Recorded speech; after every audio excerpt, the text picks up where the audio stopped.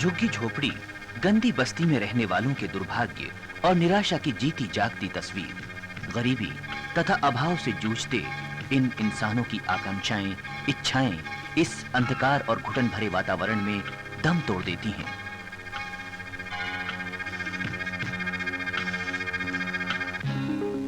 बंबई स्थित जोगेश्वरी में रहने वाले एक निर्धन विद्यार्थी ने महाराष्ट्र की सेकेंडरी स्कूल परीक्षा में सबसे अधिक 96% अंक प्राप्त कर अपनी बस्ती का नाम रोशन कर दिखाया। इस होनहार विद्यार्थी का नाम है मंगेश तुकाराम मस्कर।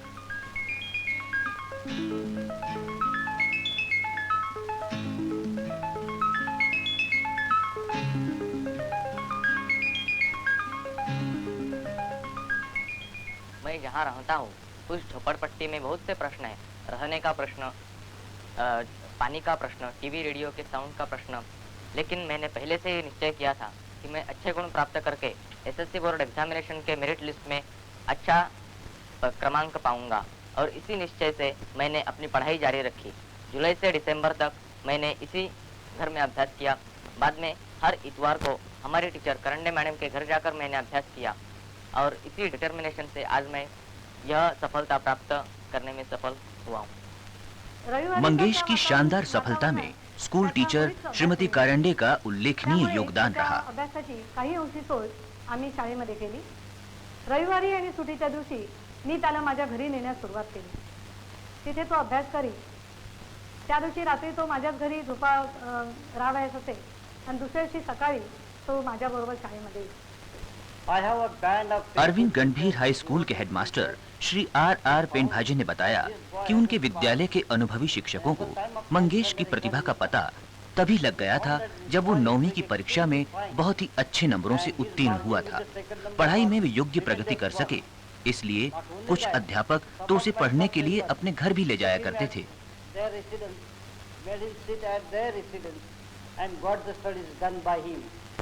अच्छे विद्यार्थी के लिए मंगेश की संस्कृत अध्यापिका। वो मंगेश में ठोस भरे हैं। टर्मिनल के बाद जब उसे पता चला कि हिंदी लेने से आपको अच्छे गुण नहीं प्राप्त हो सकते, तो उसका मन संस्कृत की ओर आकर्षित हो गया। फिर मैंने उसकी ये मनस्थिति जान ली और उसे संस्कृत लेने को कहा। उसने भी ये आह्वान स्वीकार कर लिया।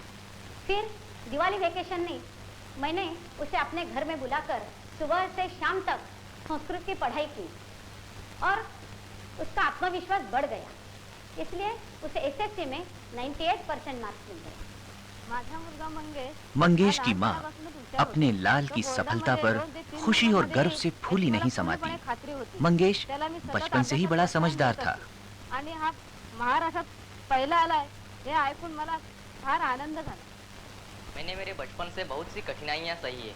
मेरे माता पिता ने मुझ पर जो संस्कार किए, मेरे भाई बहनों ने मेरा जो साथ दिया, मेरे गुरुजनों ने मुझे जो ज्ञान दिया, और आज मुझे यह जो सफलता मिली है, उस सबका श्रेय मैं इन सभी लोगों को देता हूँ।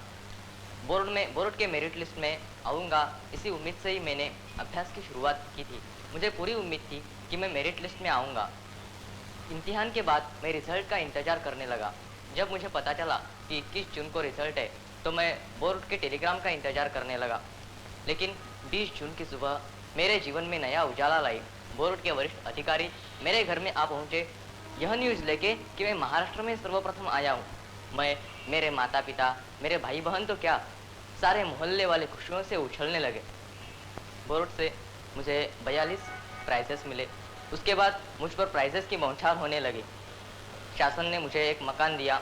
मैं जिस कॉलेज में पढ़ता हूँ उस कॉलेज के छात्रावास में मुफ्त रहने की व्यवस्था की गई। मैं आगे जो एजुकेशन लेने वाला हूँ उसका खर्च उठाने के लिए कई लोग आगे हुए हैं, लेकिन मेरे पैर जमीन पर मजबूत है। प्रेरणा देने वाली एक और कहानी है नागपुर के आसुदानी परिवार की। इस परिवार के 8 बच्चों में से 3 बेटे और 2 बेटियां जन्म से ही अंधे हैं। घर का गुजारा होता है एक मध्यम श्रेणी की दुकान से, किंतु नियति के हाथों लिखी दुर्भाग्य की रेखाओं को धन दौलत या समृद्धि मिटा नहीं सकती। केवल आदमी का मनोबल ही उस पर विजय प्राप्त कर सकता है।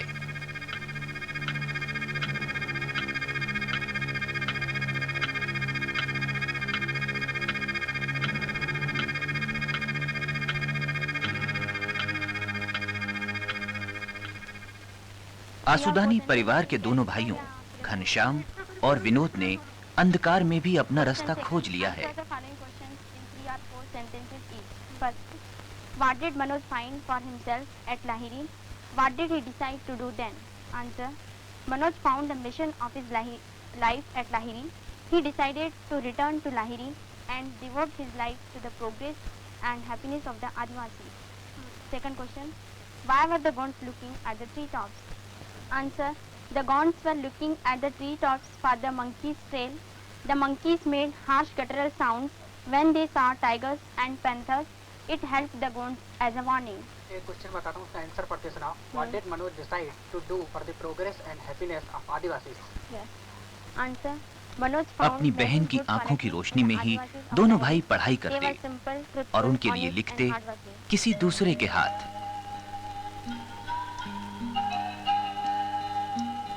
करवे न्यू मॉडल हाई स्कूल के विद्यार्थी घनश्याम और विनोद ने सन 1988 की एसएससी परीक्षा में क्रमशः 16वां तथा 17वां स्थान प्राप्त कर नागपुर डिवीजन में उल्लेखनीय योग्यता का परिचय दिया है।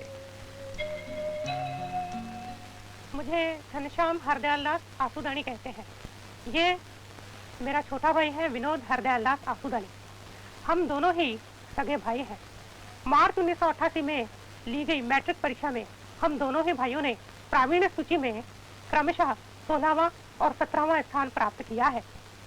हमने बचपन से लेकर पढ़ाई में रुचि रही है और मुख्य बात जो है, बचपन से लेकर हम दोनों ही भाई बड़े क्यूरियस रहे हैं, जिज्ञासु रहे हैं। हमें यह कभी नहीं हमारे माता पिता ने महसूस होने दिया कि तुम लोग नेत्रहीन हो। नेत्रों की कमी हमारे माता पिता ने कभी महसूस होने नहीं दी और ना ही हमने कभी नेत्रों की कमी महसूस की है। अन्य बच्चों के समान ही हमारी नॉर्मल स्कूल में शिक्षा हुई है 8वीं कक्षा से लेकर, तो हम बाहर के आउटर सोसाइटी से हमेशा ही मिक्स होकर चले हैं और अभी भी हम इस मैट्रिक परीक्षा में अन्य बच्चों के कंपटीशन में उतरे और फॉर्चुनेटली हमें 16th and 17th पोजीशन मिला है। बावजूद हमारे ब्लाइंडनेस के, हमारा ब्लाइंडनेस हमारे लाइफ में कभी भी स्टम्बलिंग ब्लॉक नहीं बन सका है। हम हमेशा ही कहते आते हैं कि जहाँ चाह वहाँ राह, if there is a will there is a way. हमने ये जो सफलता पाई है, इसके पीछे जो राज या सीक्रेट है वो है mainly wrong attitude of society towards the blind. समाज का नेत्रहीनों के प्रति गलत दृष्टिकोण। आज तक हमें कई लोग मिले हैं, कई लोगों से संपर्क आया है। हमेशा हमें निगलेक्ट किया जाता है सोसाइटी की तरफ से, कहा जाता है कि आप कुछ नहीं कर सकते। जैसे कहते हैं कि जान है तो जहान है, उसी संदर्भ में हमारे सोसाइटी का दृष्टिकोण ऐसा हो गया है कि नेत्र है तो सब कुछ है, नेत्र नहीं है तो कुछ नहीं है। हमें इवन हमारे 10वीं के साल में कहा जाता था कि आप मेरिट पोजीशन जो कभी भी अचीव नहीं कर सकते हैं। हमने इस रॉन्ग एटीट्यूड को एज अ चैलेंज एक्सेप्ट किया है और हमने प्रूव किया है कि नेत्रहीन भी सब कुछ कर सकते हैं। और अब अंधकार से एक बुझते हुए दिए की ओर। जीवन की संघर्ष भरी यात्रा में मनुष्य का आत्मबल, शक्ति और दृढ़ निश्चय ही उसे कामयाबी की मंजिल तक पहुंचा सकते हैं। ये एक ऐसी ही कहानी है।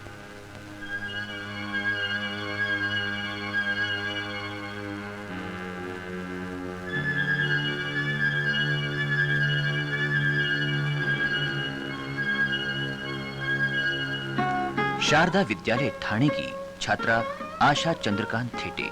इन्होंने इस वर्ष की एसएससी परीक्षा में 76% अंक प्राप्त किए। मी 2 वर्षापासून आजारी आहे, तर मी माझ्या इच्छा जिद्दीने आणि इच्छेच्या जोरावर 76% मार्क्स मिळवले। माझ्या या यशात माझे आई वडील, भाऊ बहीण आणि माझे शिक्षक यांचा वाटा आहे।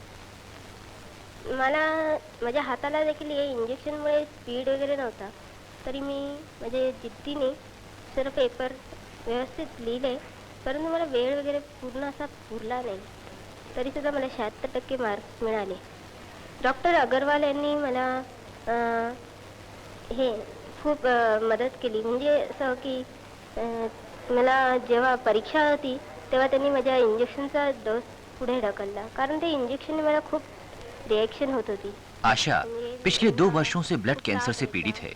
जानलेवा बीमारी से संघर्ष करती मृत्यु की छाया में जीते हुए भी इसने अपना मानसिक संतुलन बनाए रखा। केमोथेरेपी के इलाज ने इसकी शारीरिक क्षमता को बनाए तो रखा, किंतु इसके जीवन में आने वाला हर पल एक नया संघर्ष, एक नई चुनौती था। Asha belongs to a very poor family. आशा का इलाज करने वाले डॉक्टर अग्रवाल के अनुसार निर्धन परिवार में पली आशा एक बड़ी ही बहादुर लड़की है। घर के लोगों ने आशा के मजबूत इरादों को सफल बनाने में पूरी सहायता की। अस्पताल में भर्ती होने के बाद लगभग 2 महीने आशा ने बहुत कष्ट उठाए। 2-3 साल लगातार पूरे इलाज के बाद ही संभवतः आशा के भविष्य के बारे में कोई निश्चित कल्पना की जा सकती है। Her future depends on continued treatment, which has to still go on for another 1 or 2 years. Once about another 3 years are over, she can be declared cured. During this, her own courage and a lot of financial support from various societies, including Cancer Aid Society and various people interested in her well-being is needed.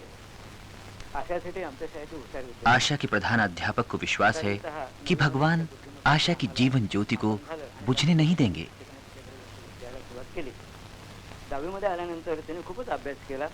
जानेवारीपर्यंत आम्हाला कल्पना नव्हती, परंतु जानेवारीमध्ये तिला कॅन्सरचा विकार आहे असं कळल्यानंतर आम्हा सर्व शिक्षकांना खूप धक्का बसला। आणि तिचं खरोखर कौतुक करण्याची गोष्ट म्हणजे तिने एवढा मोठा विकार असून सुद्धा अतिशय जबरदस्तीने एका आत्मसंयम पाळून एक प्रकारे एवढा दबाव असून सुद्धा तिने जो अभ्यास केला आणि एवढं यश मिळवलं, याबद्दल तिचं कौतुक करावं तेवढं थोडंच आहे। यापुढे मला आणि आमच्या शिक्षकांच्या वतीने तर मी असं म्हणू इच्छितो की ईश्वर तिला आजारातून बरं करो। मला हे रक्ताचा कॅन्सर आहे, तरी मला हे माहीत असून सुद्धा मी माझी जिद्द सोडली नाही, घाबरली सुद्धा नाही आणि मी माझा अभ्यास चालू ठेवला।